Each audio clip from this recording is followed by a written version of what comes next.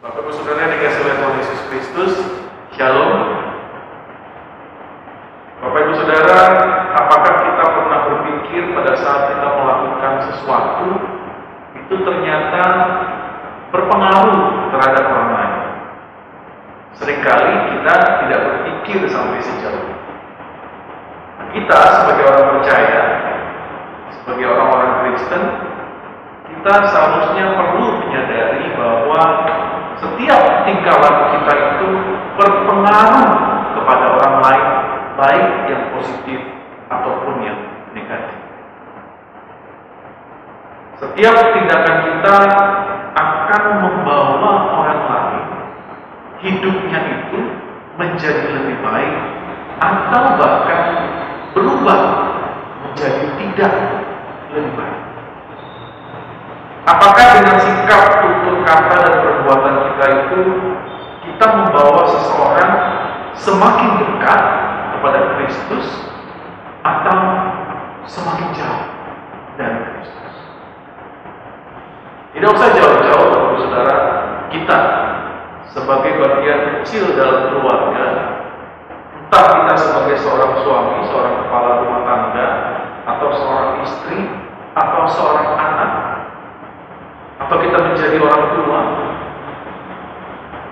apakah selama ini dengan sikap dan tutur kata dan perbuatan kita membawa orang semakin dekat kepada Tuhan, atau malah sebaliknya?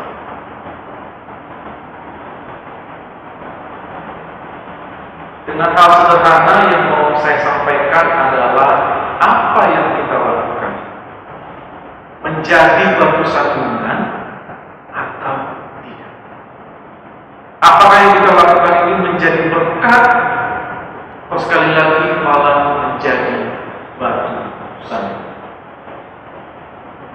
Perenungan kita di dalam pengajaran Paulus, firman Tuhan ini 1 Korintus 8 ayat 1 sampai 13.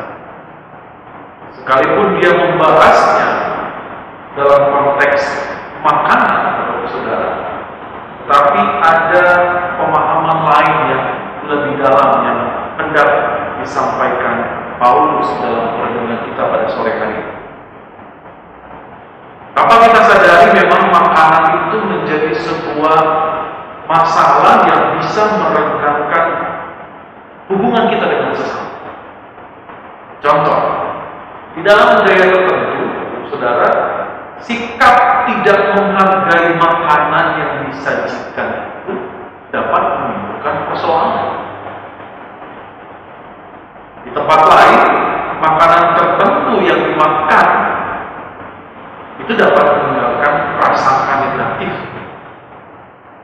dan bahkan dikait-kaitkan dengan yang namanya dosa. Sikap seperti itu terjadi karena seseorang merasa bahwa dia punya pengetahuan untuk memutuskan apakah makanan ini boleh dikonsumsi dan makanan ini tidak boleh dimakan. Paulus di dalam bacaan kita, dia punya persoalan yang sama. Dia harus menjawab banyak sekali pertanyaan tentang sikap orang percaya terhadap daging yang sudah dipersembahkan kepada berhala. Pertanyaan-pertanyaan ini dia harus jawab. Dan ini menjadi sebuah persoalan karena latar belakang sebagian jemaat Korintus dulunya adalah penyembah berhala. Mereka yang dulu mempersembahkan kurban kepada berhala. Mereka punya keyakinan bahwa apa yang sudah dipersembahkan tidak boleh dimakan. Sebagian jemaat lain juga punya pengetahuan bahwa berhala itu kan mati. Jadi tidak ada masalah dengan makanan. Bisa kok dimakan, nggak ada masalahnya. Sehingga dua buku ini harus dijelaskan oleh Paulus, sehingga mereka tidak menjadi batu sandungan bagi sesama. Paulus memberikan nasihat yang pertama,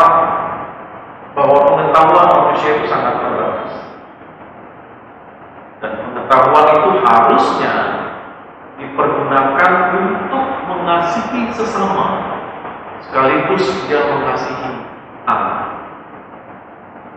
Tetapi kalau pengetahuan itu menjadikan seseorang menjadi sombong, kembali lagi, itu akan menjadi batu sandungan bagi orang lain. Hal yang kedua, Allah itu adalah Allah yang esa. Tidak ada Allah lain yang hidup. Semua berhala itu adalah mati. Maka makanan apapun, termasuk yang sudah dipersembahkan kepada berhala, dapat kita nikmati dengan bebas. Yang ketiga, kita harus punya hikmat menggunakan pengetahuan. Ketika kita sengaja menikmati makanan tersebut di depan orang-orang yang lemah imannya, sekali lagi, kita harus berhikmat. Mereka bisa jatuh di dalam dosa. Jadi Paulus menyarankan di dalam ayat 9 sampai 13 itu dikatakan, daripada menjadi batu sandungan, lebih baik jangan dimakan. Firman Tuhan menjadi sumber pengetahuan untuk kita bisa menimbang mana yang benar, mana yang salah. Jadi Bapak Ibu Saudara, mari kita gunakan pengetahuan untuk kita membangun iman. Dalam sebuah persekutuan ini, sekali lagi, kita harus membangun iman, bertumbuh bersama. Itulah bukti bahwa kita mengasihi sesama. Kesombongan itu menjadikan kita batu sandungan bagi orang lain. Firman Tuhan ini mau mengajak kita untuk kita terus meminta hikmat daripada Tuhan. Agar apa? Agar kita bisa menggunakan pengetahuan dengan benar. Bapak Ibu Saudara yang dikasihi oleh Tuhan Yesus Kristus, saya percaya bahwa bacaan kita dan perenungan kita pada sore hari ini intinya adalah bukan berbicara soal makanan saja, tetapi soal kasih yang membangun, berbicara soal kebebasan supaya kita tidak menjadi batu sandungan bagi orang lain. Kalau Paulus membahas mengenai makanan di dalam konteks ini, hal itu dikarenakan ada banyak pertanyaan yang muncul dari jemaat Korintus. Tapi sekali lagi, Paulus tidak berfokus pada makanan, tetapi dia berfokus pada hakikat kebebasan, hakikat kasih. Bagaimana sikap hidup umat Kristen? Lebih di situ penekanan. Setiap orang yang percaya kepada Tuhan betul-betul memiliki hikmat, dan sekali lagi tidak menjadi batu sandungan bagi orang lain. Setiap kita bisa menahan diri untuk tidak melakukan karena kebebasan yang diberikan itu, sehingga kita jatuh di dalam dosa. Sekali lagi Bapak Ibu Saudara yang dikasihi oleh Tuhan Yesus Kristus, mari pada saat ini kita kembali merenungkan bahwa apa yang diberikan kepada kita, khusus kita sebagai orang-orang yang percaya kepada Tuhan, mari kita berhikmat dengan kebebasan yang kita miliki pada saat ini. Mari kita berhikmat sekali lagi untuk tidak